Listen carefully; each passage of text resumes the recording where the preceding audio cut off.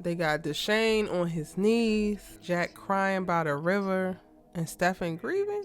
What's good, y'all? She gets this Erica Vane coming to you right here on Erica Vane TV with another Top Boy video. In this video, we're going to talk about season 2, episode number 2, with a full breakdown of all that went down and some things that we need to pay attention to as we continue to move through consuming the series. If you're new here, go ahead and hit that subscribe button, turn on your bell notifications so that you don't miss out on any of my Top Boy breakdowns, as well as all of my dope television coverage. I'm covering all of the hottest television shows on all of the biggest networks and streaming, like All American Homecoming, Power Book 4 Force, Power Book 2 Ghosts, Harlem, Sisters, Snowfall, and one of my all-time faves of the moment, Bel-Air. If you're interested in one or all of those series, again, and you're new, hit that subscribe button, turn on your bell notification so that you don't miss when I post videos about each of them. I'll also have the playlist linked to the coverage that I have so far for each of those series in the description box down below. So after you finish watching this video, if you would like to go and check those out, you can.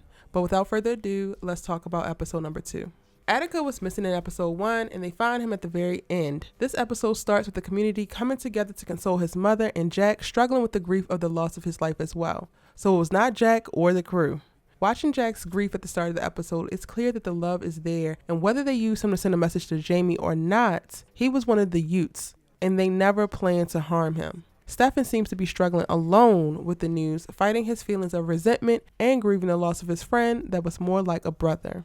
A video surfaces with proof that Ats was abducted before his murder, and the crew have no idea who the female or her driver accomplice is. Even with the police in Summer House questioning people right at that moment, JAQ decides to keep things quiet and handle the search for who did this internally. When JAQ gets word that the girl is spotted at the market, her and the crew roll up and confront her and discover that she ain't the right girl. But it's clear from that point on how serious this is and how far JAQ is willing to go to get revenge for Ats' murder and find his killer. Midway through the episode, we get an update on Lauren, who is pregnant and seemingly by a madman and trapped in the house with his sister and crazy associate. Though when he has the chance to smooth over V's harsh remarks, he does, Lauren's longing looks of concern as he tells her he loves her, and as he walks out of the room, say everything. What has Lauren gotten herself into now? It's always something to deal with a man. Side note, these black men in this series are gorgeous. Simply gorgeous. Sully, Dushane, Jamie, Aaron, Kieron, all of them. My God. In the midst of handling At's funeral arrangements and grieving, Shelley discovers paperwork from Amma's pending deportation. This woman continues to suffer. Steph goes to visit Amma after spending some time reminiscing over the basketball court, which is a callback to season 1 when we first take note of Steph and Ats as they interact with JAQ. This is the moment that we see exactly how hard Steph is grieving. Steph meets Tia at At's memorial site, and it seems like Steph just attracts struggling kids who need help, a hand, and a friend. Even with his friendship with Ats, he often had to pay for things and support him, and his first meeting with Tia after going back to her home clearly shows that she might be one of those people in this position as well. Though Tia seems cool, she's probably going to be a problem for Steph, just as Ats ultimately became a problem for him. But the moments of them playing in her flat are fleeting spots of joy in this episode. Trying to blow off some steam, we see JAQ meet up with a new mystery lady when she gets a startling call from a frantic Lauren who is desperately begging to be brought home and reminding us of how serious the situation she is living in is. After her date and on the way home, JAQ and her date get attacked by some random white boys trying to play hard, and they have no idea who they just put their hands on and robbed. But I'm sure before the end of the season, they gonna learn. JAQ plays it off and keeps it pushing after the attack. Dushane takes a trip to Spain to iron out the issues happening with the supply chain and Emilio's transfer of power to Antonio and his subsequent death. After some proper chatting with Emilio and getting caught up with everything going down, he lets Lizzie know that her services are no longer needed, which is a move I think he should have saved for when he was back on London soil. He chooses to make the Moroccan connect in the town an hour away solo, leaving Lizzie to wonder and continue to spiral as her last-ditch effort to save her business leaves as Dushane does.